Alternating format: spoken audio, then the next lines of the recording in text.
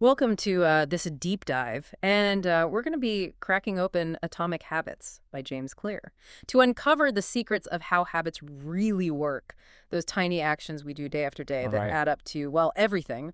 We're not just summarizing the book, though. We're going beyond that to find the aha moments that can help you actually change your life. And, it's easy to dismiss the small stuff, but Clear really nails it when he talks about the power of tiny gains and losses. It's like that saying what you do today echoes in eternity. It's not about making huge sweeping changes overnight. It's about the consistency of those small actions. Right. I'm picturing those old school scales with a tiny weight tipping the balance. So Clear is saying it's not about giant leaps forward, Yeah. but about consistently making choices that nudge us in the right direction. Exactly. And this is where the whole concept of habits being the compound interest of self-improvement comes in. It's not just about finances either. Think about any skill you've developed. Playing an instrument, learning a language, even cooking. It's the repetition, the consistent effort that compounds into mastery over time. Okay, so how do we actually build those positive habits? Or break the ones that are holding us back? Clear breaks down the mechanics of habit formation into four stages, right? He does. It's a cycle he calls the habit loop.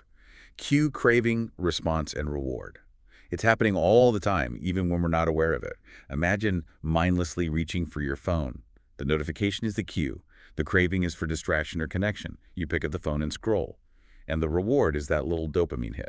So if we understand those stages, can we hack the system? I mean, strategically use cues or rewards to build better You habits? absolutely can. But here's where it gets interesting. Clear talks about the plateau of latent potential. It's this idea that progress isn't always linear. Think about exercising. You might be hitting the gym consistently, but not seeing the results you want right away. That can be super discouraging, right? Totally. It's like, why am I even bothering? Right. But Clear says that work isn't into key wasted. It's like heating an ice cube. It takes time to reach that melting point. But all the heat applied before that was essential. It's the same with our habits. We might not see the change immediately, but those consistent actions are building towards a breakthrough. So patience and consistency are key. But is there a way to make that process less, I don't know, less daunting? There is. Clear says instead of getting fixated on goals, we should focus on building systems. It's a subtle shift, but it makes all the difference. Okay, unpack that for me. What's the difference between a goal and a system? Let's say your goal is to write a book. That's great, but it's a big, intimidating goal. A system would be the daily writing habit you create to make it happen. Maybe it's writing for 30 minutes every morning or committing to writing a certain number of words per day. It's about the process, the HOW, not just the what. So it's like those tiny weights on the scale again. If the system is consistent, the goal will take care of itself. Precisely. And here's the cool part. As you build these systems, you actually start to change your identity. Wait, how does that work? Habits change who we are. They do. Think about someone who sees themselves as a runner. They probably lace up their shoes and hit the pavement pretty consistently, right? Mhm. It's not just something they do.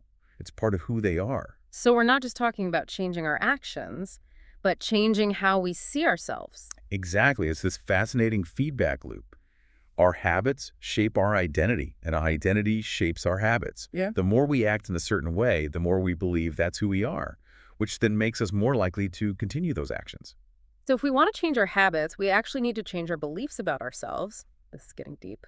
But how do we practically do that? How do we make those changes and stick with them? Clear offers some specific strategies, right? He does. He outlines some brilliant tactics for making good habits obvious and attractive, and bad habits invisible and difficult. It's all about tilting the scales in favor of the person you want to become. All right, I'm ready for those practical tips. Let's dive into how to actually make those changes happen. So Clear lays out these tactics he calls the 4 laws of behavior change. They're like a set of rules for rewiring your habits. The first law is all about making those good habits obvious. Okay, I like the sound of that. But how do you actually make a habit obvious? It's not like they're hiding under the couch cushions. Right. But think about it. Our lives are full of cues that trigger our habits, often without us even realizing it. That phone notification we talked about, the smell of freshly baked cookies, the sight of your running shoes by the door, these are all cues. So Clear says let's use that to our advantage. So we can engineer our environment to make the cues for good habits more, well, more obvious. Exactly. One way is through implementation intentions. It's basically deciding in advance exactly what you'll do, when, and where. Instead of saying, I'll meditate more, you say, I'll meditate for 10 minutes every morning in my living room before breakfast. Make it super specific. It's like taking the guesswork out of it. No more should I, shouldn't I debate in the morning. It's already decided. Right. And then there's habit stacking. This is where you link a new habit to an existing one. So if you always have a cup of tea in the morning that becomes your cue to then do 5 minutes of stretching, you're basically piggybacking on an existing habit. So you're turning your morning tea into a trigger for a healthy new habit. I like that. What else can we do to make those good habits stick? This was where Clear's second law comes in, making good habits attractive. We're wired to gravitate towards things that are pleasurable, so let's make those good habits irresistible. Okay, now we're talking. How do we do that? Well, one way is through temptation bundling. This is where you combine something you need to do with something you want to do. So maybe you only allow yourself to watch your favorite show while you're on the treadmill. Genius. So you're basically tricking yourself into craving that workout because it means you get to watch your show. I'm definitely trying that. It works. And think about how you feel after you exercise. Yeah. That sense of accomplishment, the endorphin rush, it's like a built-in reward. Claire says that we should make those rewards for good habits really satisfying. Okay, so we've made good habits obvious and attractive. Now how do we deal with the bad habits? The ones we want to kick to the curb? That's where the other two laws come in. The third law is about making bad habits invisible. If you're trying to cut back on sugar, you probably wouldn't keep a bowl of candy on your kitchen counter, right? It's about reducing your exposure to those tempting cues. Out of sight, out of mind. It's like those late night infomercials. If you don't see them, you won't be tempted to buy that Miracle Mop. Exactly. And finally, the fourth law is making bad habits difficult. We want to increase the friction, make it as challenging as possible to engage in those unwanted behaviors. So if you're trying to cut back on social media, you could delete those apps from your phone or log out each time you use them. Make it inconvenient. Precisely. The more steps you put between yourself and the bad habit, the less likely you are to give in. These 4 laws are so practical. It's like a recipe for habit change. But is there anything else we should keep in mind? Like, are there any individual factors that might affect our ability to form habits? That's a great question. Clear does delve into some other interesting factors, like the role of genetics and the concept of finding the Goldilocks rule for habit formation. Okay, now I'm really intrigued. Tell me more. So we were talking about how genetics might play a role in habit formation. Is Clear saying our genes dictate our habits? Not exactly. It's more nuanced than that. Clear suggests that our genes might influence which habits feel more rewarding to us. Some people might be genetically predisposed to enjoy exercise, for example, while others might find it more challenging. So it's like some of us have a natural head start in certain areas. That makes sense. I've always found it easier to stick to a writing routine than a workout routine, for example. Maybe there's a genetic component to that. It's certainly possible. But the key takeaway here is to play to your strengths.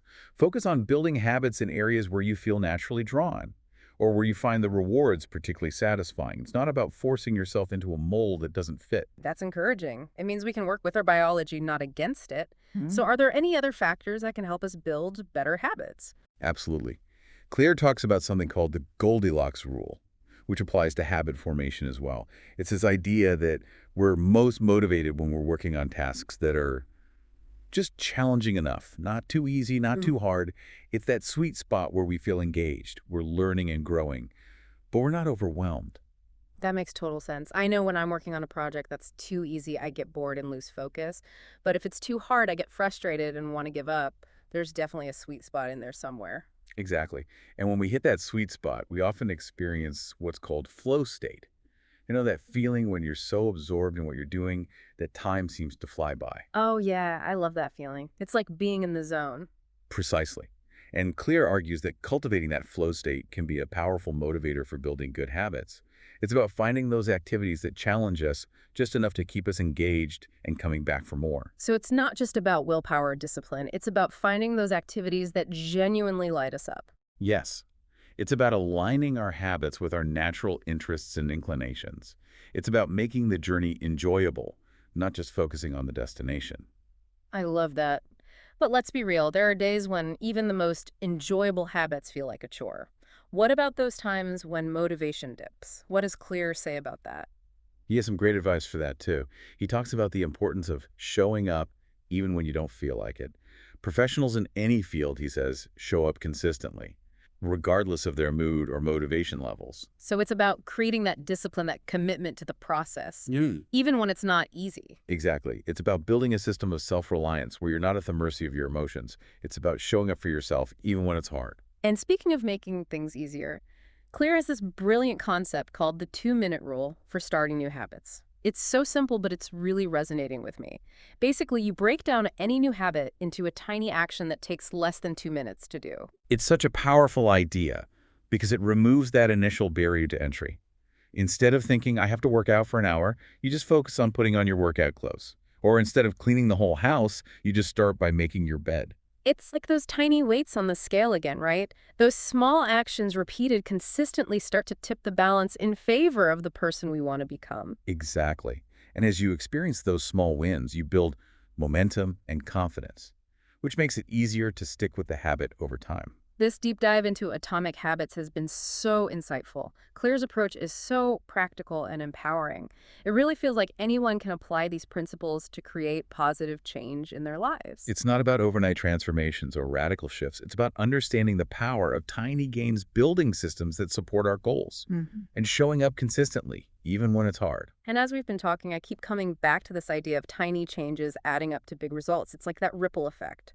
One small action can set off a chain reaction that ultimately leads to significant transformation. And that's the beauty of it, isn't it? We all have the power to create those ripples, to start those chain reactions. It starts with just one small step. So for you listening, we leave you with this final thought. What's one small habit, one 2-minute action that you could start today that would have a positive impact on your life a year from now? What ripple will you create?